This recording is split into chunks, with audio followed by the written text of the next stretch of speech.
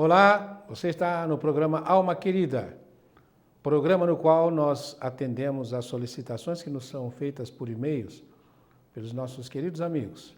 E o e-mail que nós vamos analisar agora diz que uma coisa muito estranha aconteceu enquanto eu dormia. Senti um peso em meu corpo e fiquei sem reação. E a missivista diz o seguinte: moro no Japão desde nova. Com 7 anos estava dormindo e quando acordei não conseguia me mexer nem falar. É interessante que ela diz, né? Quando acordei, será que acordou mesmo? Vamos ver como é que isso aí se desenrola. Senti que algo foi entrando em mim, começando nos pés até a cabeça e que eu ia afundando no colchão. Tentei chamar minha tia, tio e primo, mas não conseguia. Minha tia escutou meu gemido e achou que eu estivesse tendo ataque de bronquite, pois eu sempre tive isso no Brasil. Ela pediu para o meu tio ir me ver. Eu ouvia em pé perto de mim, falando para minha tia que eu estava tendo um pesadelo e que não podia me chamar, porque isso seria perigoso. Comecei a ficar sem ar, pensei que fosse morrer, tive tanto medo. Então minha tia falou para o meu primo me acordar. Ele colocou a mão na minha testa e falou: prima, acorda! Nisso senti um vento saindo de mim. Aí dei um pulo da cama, desesperada, e contei o que tinha acontecido. Não me lembro muito bem, só sei que ouvia e escutava eles ali do meu lado, mas não conseguia fazer nada. Após este acontecimento, rezei muito e pedi para Deus que isso não acontecesse mais. Porém, depois de um mês, mais ou menos, aconteceu novamente. Pensei comigo que não ia deixar acontecer de novo. Fechei os olhos, senti como um vento sair de mim. Não fiquei muito assustada dessa vez, mas rezei tanto e disse que se acontecesse de novo eu voltaria para o Brasil. Desde então não aconteceu mais. Uma amiga disse que pode ter sido desdobramento. Outros dizem que foi meu cérebro que acordou, mas não mandou os comandos para o meu corpo. Por isso não conseguia mexer, falar, etc. Eu achava que era algum espírito querendo entrar em mim. O que o senhor pode me falar sobre isto? É do Japão, esta mensagem. Bem, minha querida, nós podemos dizer algumas coisas a respeito. Olha, quando você dorme, você veja, você tinha 7 anos. Com 7 anos, você tem o corpo físico e o duplo etérico começa a se formar. Ele termina a primeira parte dele. Então é como se o éter químico do corpo vital ou corpo etérico estivesse pronto. Aí começam já a acontecer coisas. Aos 14, a segunda parte está pronta, aí que te faz entrar na puberdade, acontecem mais coisas. Aos 21, mais coisas ainda. Então, o que nós podemos dizer a respeito disso? Você, quando dorme, o seu corpo físico e etérico ficam na cama. E o que sai é o espírito no astral e no mental. Porque o etérico nunca vai se separar do corpo físico. Quando isso acontece, você morre. E quando nós voltamos para acordar, ou seja, quando o nosso corpo está energetizado, e quem faz essa energetização é o duplo etérico, quando está energetizado, então é como se nós fôssemos chamados de volta. Então você volta para o corpo físico. O que acontece com as pessoas que não conseguem ter um equilíbrio emocional adequado? Com os adultos. O que acontece com essas pessoas é que ao invés de elas saírem do corpo com o mental e com o astral, elas ficam presas no astral e ficam rolando na cama. É isso que dá um desgaste muito grande para essas pessoas que acordam no outro dia, elas não se recuperaram. Por quê? Porque enquanto o etérico regenerava o corpo, as energias, o astral gastava. Porque o que nos cansa não é aquilo que nós fazemos, é a emoção que colocamos no que fazemos. Você passa uma noite inteira de alegria, de dança, de felicidade. No outro dia você está bem. Você passa algumas horas num trabalho que é estressante, com uma emoção negativa, você fica arrasado. Porque o corpo astral, eu costumo dizer que é o nosso acelerador, é o consumidor de combustível. O corpo vital é o tanque. Então nós temos que encher o tanque. Então o que acontece? Você estava dormindo, estava se energetizando. Quando você fica bem e está na hora de levantar, você precisa voltar. Quando volta, tem que entrar no corpo físico e etérico. Então tem que haver um acoplamento do mental astral com o físico etérico. O que acontece muitas vezes é que algumas pessoas não conseguem fazer esse acoplamento de maneira adequada. Então, já aconteceu comigo, inclusive, né? Acontece que você sai da cama, mas dá a impressão que não acordou direito. Muitas pessoas até se queixam de que é como se um lado do corpo estivesse acordado e outro lado estivesse dormindo.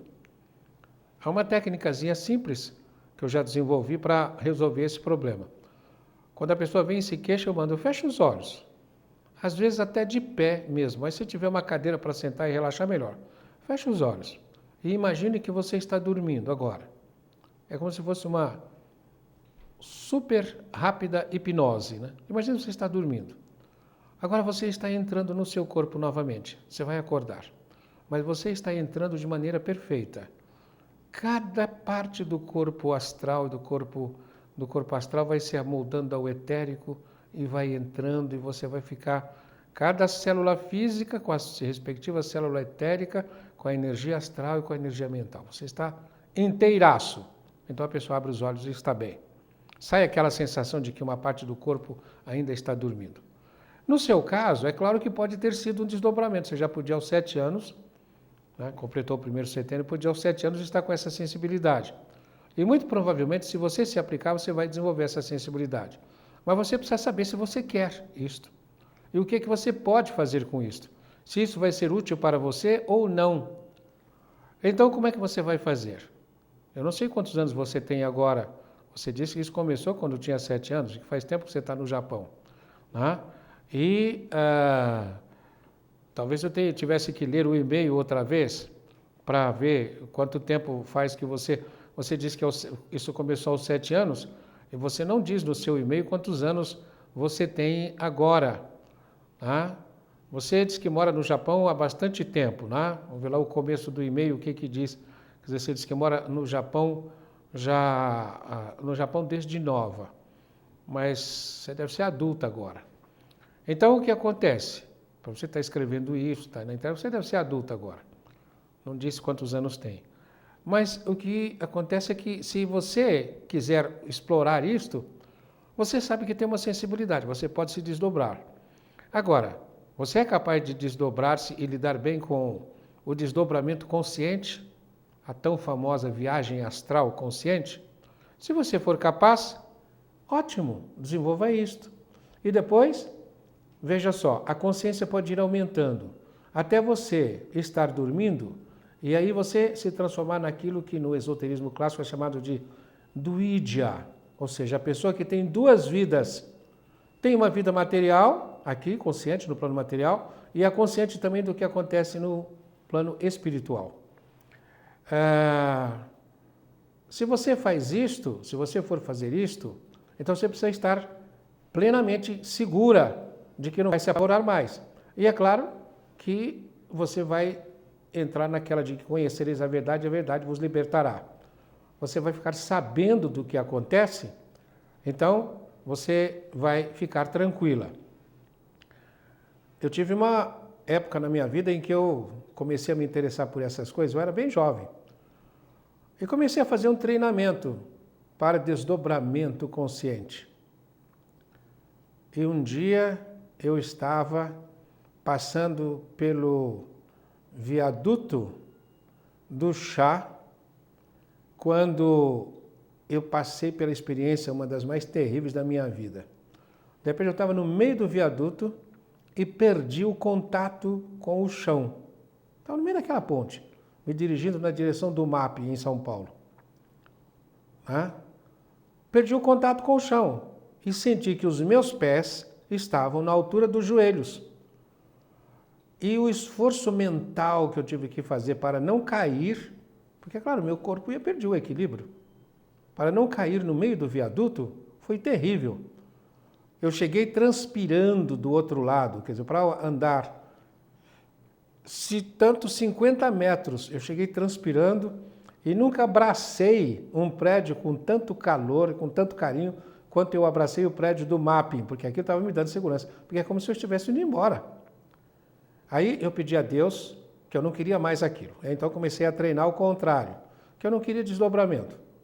Depois aconteceu outra coisa muito interessante. Eu ia fazer um trabalho qualquer, uma sessão de terapia, e você, por exemplo, podia chegar para conversar comigo, começava a falar e eu começava a me perguntar, mas por quê? Ele ou ela não vai me contar da briga que teve essa noite com a mulher ou com o marido? E depois eu me pergunto, como é que eu sei disso?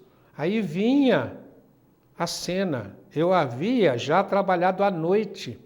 Então isso aqui é uma coisa interessante, né? Se você tem uma relação terapêutica com algum cliente, espiritualmente você já está envolvido. E não existe aquela história que é que eu explico para muitos psicólogos em sessão de supervisão, que a gente aprende em terapia. Hoje, quando eu pergunto, as pessoas não me dizem que sabem. Parece que as escolas não estão ensinando. É o que a gente chama de distância ótima.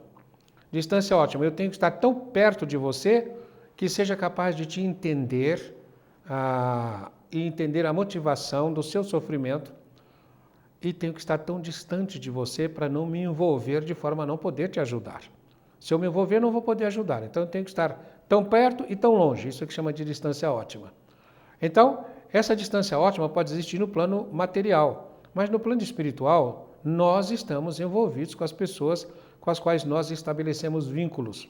E isso traz um desafio muito maior, que é de você ter uma distância ótima, apesar desta proximidade espiritual. Então, eu comecei a pedir a Deus que me fizesse a proceder como se eu fosse judeu. Os judeus, eles têm uma prática interessante, que no começo do dia, eles acordam, eles vão a um altarzinho, que simboliza o altar do templo, e eles fecham as cortinas. Está fechando a cortina da noite. E abrem as cortinas, estão abrindo a cortina do dia.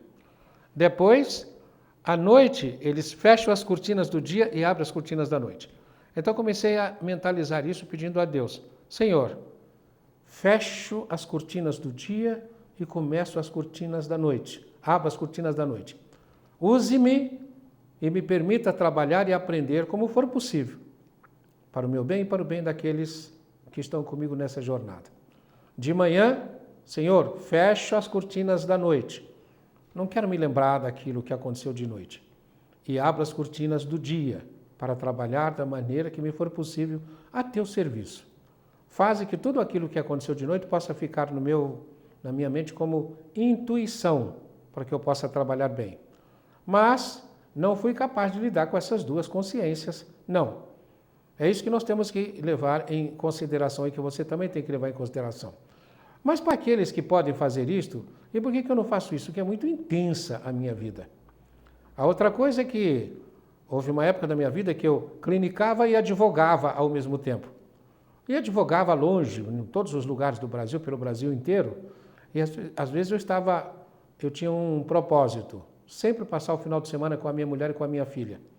E quando terminava a audiência, numa sexta-feira, em qualquer lugar, se fosse de avião, eu vinha embora de avião. Senão eu tinha que dirigir a noite inteira para estar no sábado de manhã em São Paulo.